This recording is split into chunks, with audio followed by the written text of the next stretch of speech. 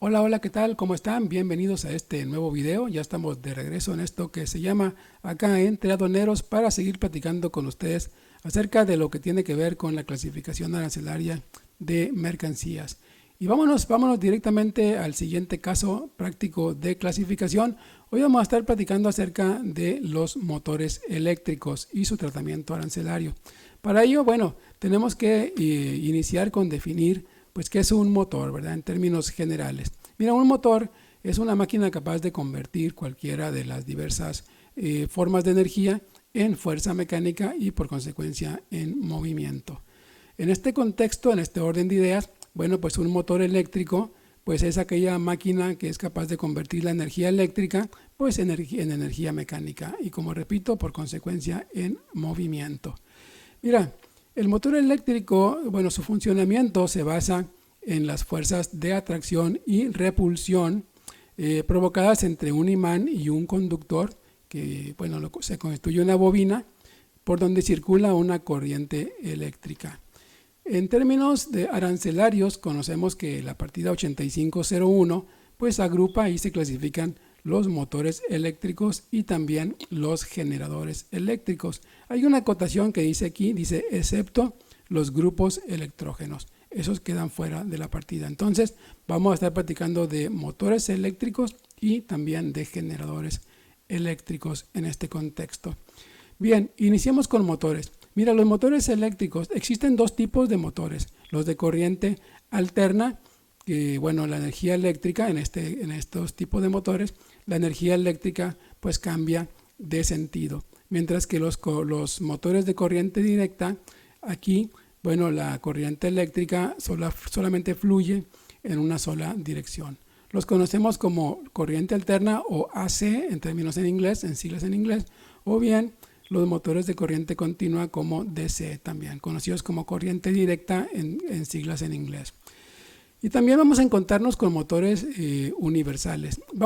Estoy enumerando los diferentes tipos de motores que vamos a estar viendo en esta partida 8501.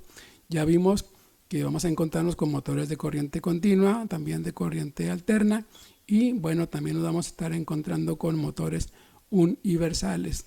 Un motor universal pues se denomina así por ser el único motor que puede conectarse tanto a la corriente alterna como a la corriente continua. También nos vamos a encontrar con servomotores. ¿Qué es un servomotor? Mira, un servomotor, si se presenta aisladamente, es la condición para que pueda clasificarse en la partida 8501, presentado aisladamente, lo constituye especialmente un motor eléctrico provisto de un reductor de velocidad equipado con un dispositivo de transmisión de fuerza, por ejemplo una polea.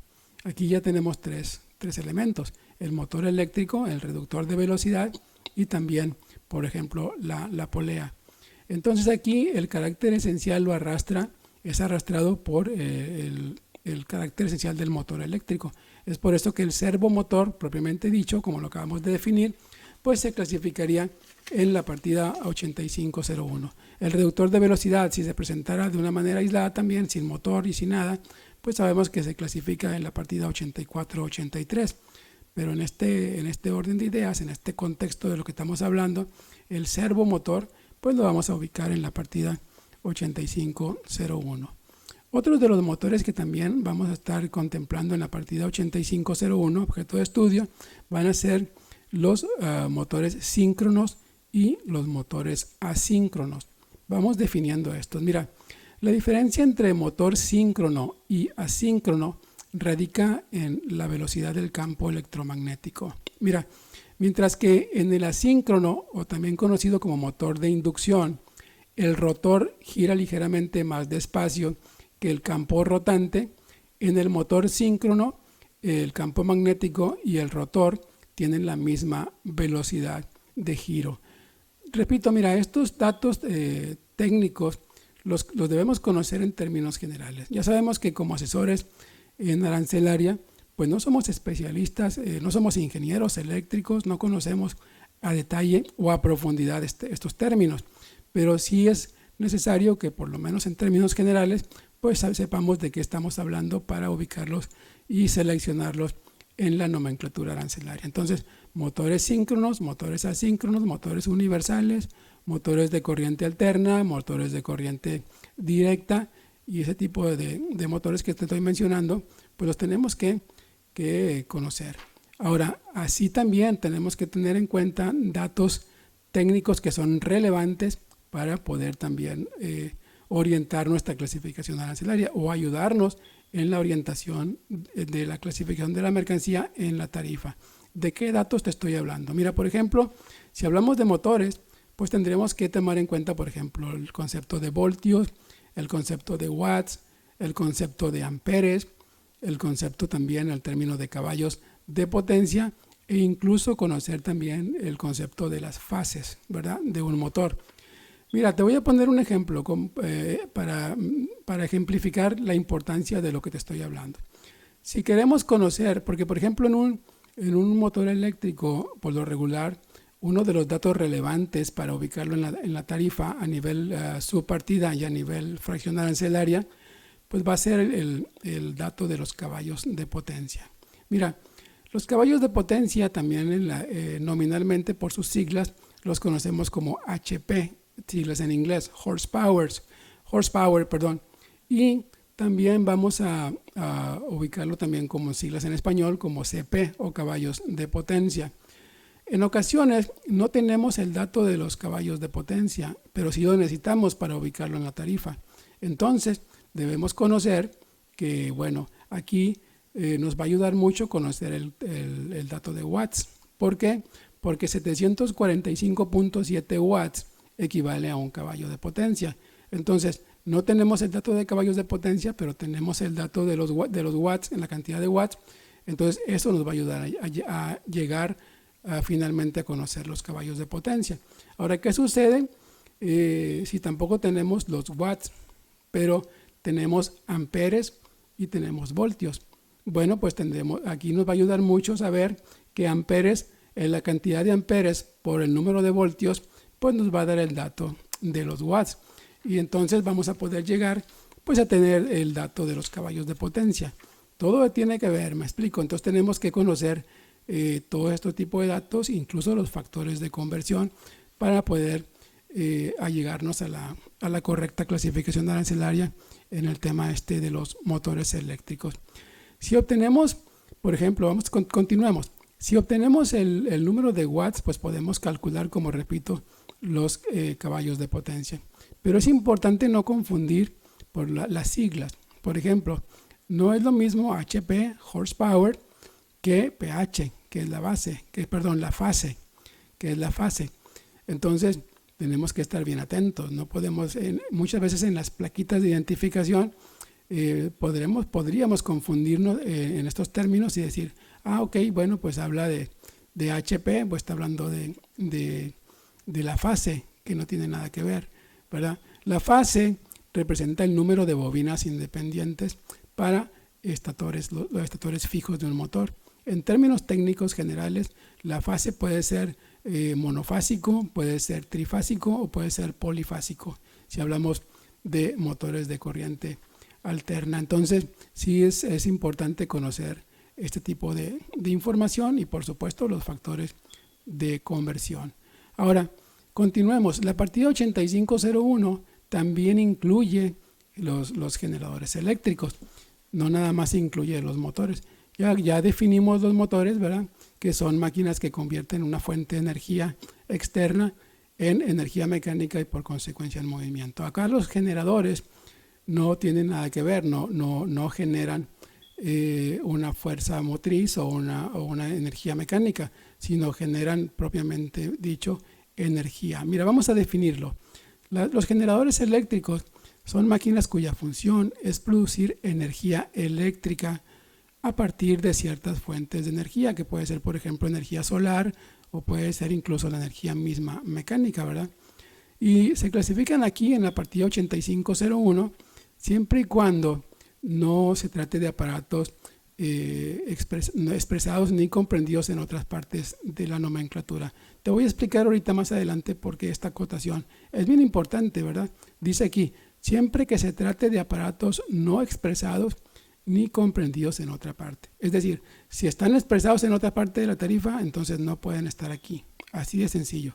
Te explico ahorita más adelante. Mira, continuamos con esto de los generadores eléctricos. Se llaman dinamos, en este orden de ideas, los generadores de corriente continua, los generadores eléctricos de corriente continua. Y se llaman alternadores los generadores de corriente alterna. Unos y otros consisten esencialmente en un órgano móvil, rotor, que montado en el árbol arrastrado por una fuerza mecánica exterior, gira en el interior de una parte fija, que es el estator, a su vez encastrado en un basamento llamado carcasa. Te comenté aquí el término árbol, hay que también no confundir. No estoy hablando de un árbol frutal, ¿verdad? En términos mecánicos, el árbol pues es un eje que sirve para sostener a otros elementos de máquinas que son giratorios y, bueno, por ejemplo, poleas o engranes o algunas manivelas. Esos son los árboles. Entonces, aclarando este punto, ¿verdad? No se trata de árboles frutales. Un árbol, bueno, una polea, un engrane, una manivela, pues también sabemos que se clasifican de manera aislada. No se clasifican aquí en el 8501 con los motores. Se clasifican, por ejemplo, en la partida 84-83, si se presentan aisladamente y para otros fines. Eso es un comentario aparte, ¿verdad?